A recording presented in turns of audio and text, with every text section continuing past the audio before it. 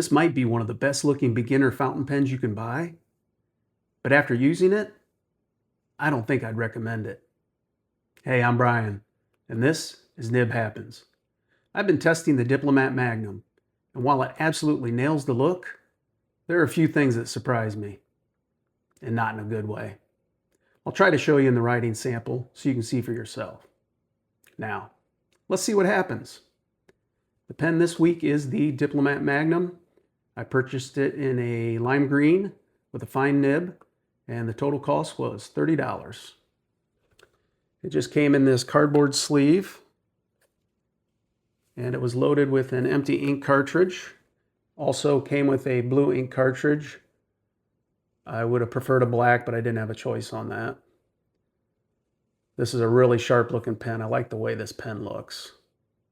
Also really like the color. Normally I like darker colors, but I think it really works for this pen. It's a sharp, nice looking pen. It is very light, extremely light, even lighter than the Kakuno. A little bit on the thin side. Does have an ink window on it. And it looks like a long pen, but I think it's because it's thin that it makes it look long. Nice looking clip on it and very strong. The top of the cap has the Diplomat logo on it. Nice secure cap. But I've noticed on the Lamy Safari that cap was very secure as well. And now that I've been using it for work, it's starting to loosen up a little bit, so that may happen with this as well. It is plastic, and as light as it is, it would be plastic, but it seems like it's a very durable plastic. It doesn't feel like it's going to crack or break real easily. It doesn't feel cheap, and I don't think there's any way you're going to be able to scratch this either. Now the cap is rounded, but the body has some flat edges to it, as well as the grip. It's not exactly a triangle grip like the Safari, but it's close. There's really only one way you can hold it. I think it feels pretty comfortable, but not everyone might like the way that's designed. Reminds me of the Safari in a lot of ways. Now, let's see how this writes. Fits in my hand well without the cap. Also feels okay with the cap on, but I think I prefer it without it. It's definitely long enough to have a comfortable grip without the cap. There is a lot of ink flow for a fine nib. It's almost closer to a medium in my opinion. Got some thick lines in the writing. Let's see if it skips. It has a few times on me. Does a decent job in cursive.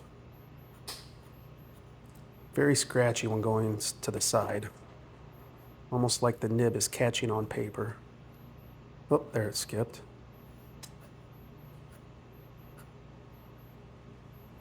Does it occasionally.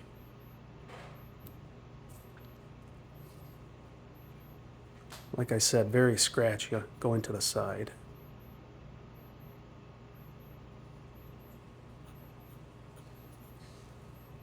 And it is wet. A lot of ink from this fine nib.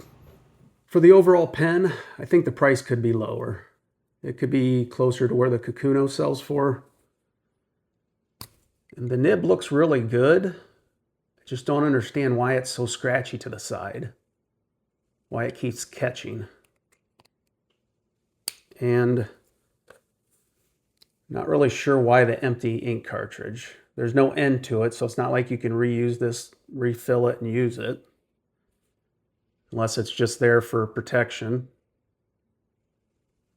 And since this was loaded in here and the other cartridge is in here, as long as it's compatible, you'd be able to fit a really large converter or ink cartridge in here. I think this pen's definitely going to be for new users. I don't think anyone else would be using it. Someone that likes a very light pen, very, very light, and a thin pen. I really can't see this as being a daily user. Dependability issues. I don't think you can rely on it.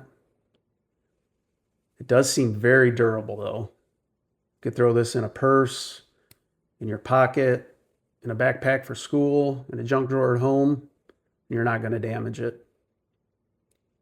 Now, would I buy this again? No.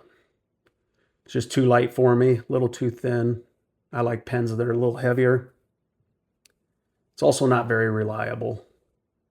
It doesn't always write at the beginning.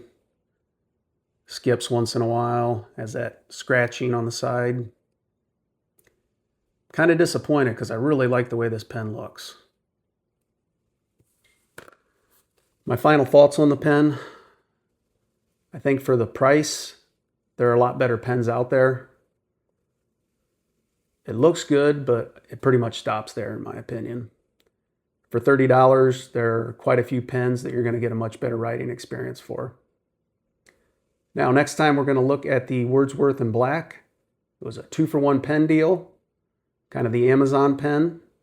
Going to do a review on that and see how it compares to my favorite pen so far, the Pilot Metropolitan. As always, please leave a comment. I'd love to hear from you guys. If you enjoyed this video, please like and subscribe. If you've never tried a fountain pen, give it a shot. We'll see you next time.